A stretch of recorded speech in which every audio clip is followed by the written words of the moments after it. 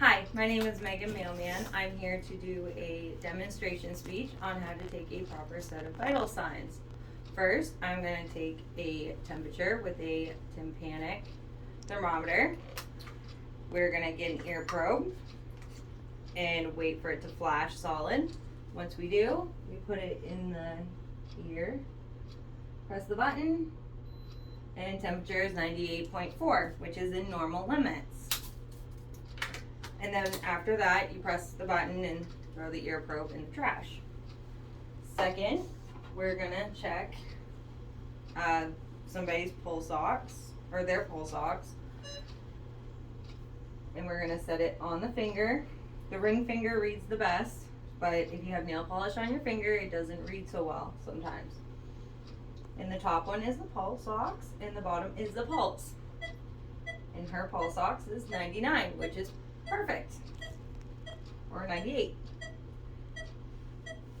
But that tells us what the oxygen level is in the blood.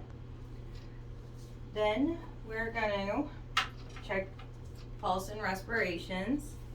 So for a pulse, you're gonna put 2 fingers on the radial artery, and you're gonna feel for a beat. And as you are feeling, you look up at the clock and you count for 30 seconds.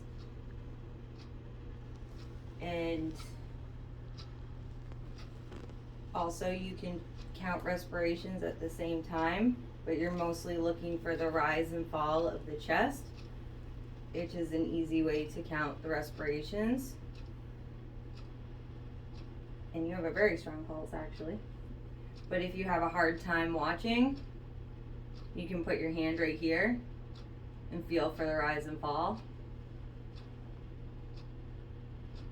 all at the same time. And her pulse was 90. So that's an awesome one. It's not too high and it's not too low. Respirations were about 16. So those are normal, within normal limits. I am now going to take her blood pressure. We have a regular adult cuff here to put on their arm. We also have a large cuff, or a long cuff, for people who have larger arms that these ones won't fit around. So we have multiple different sizes for multiple different people. So we're going to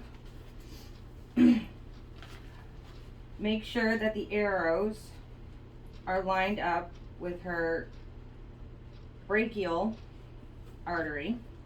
That way it'll read better. And you make sure that it's tight enough so that it doesn't fall down, but not too tight, because you don't want to hurt anybody. Also make sure that your patient's feet are not crossed and that they're sitting relaxed and their arm is facing down. And then you get your stethoscope. Well, first you hook it up. And make sure that you are able to read your numbers and that they're in a good position for you to be able to see them. And then you put your stethoscope in your ears and set it right here on your artery, and you twist. Well, maybe. So once it's all twisted out, you just start squeezing until the cuff starts blowing out. This happens every time. It's a very uncomfortable feeling.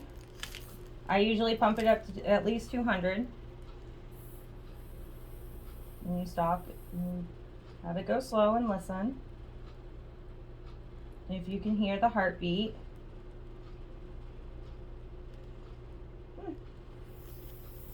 Well, there. 122/70. That's a really good heart, or a really good blood pressure. All right, so then you take it off,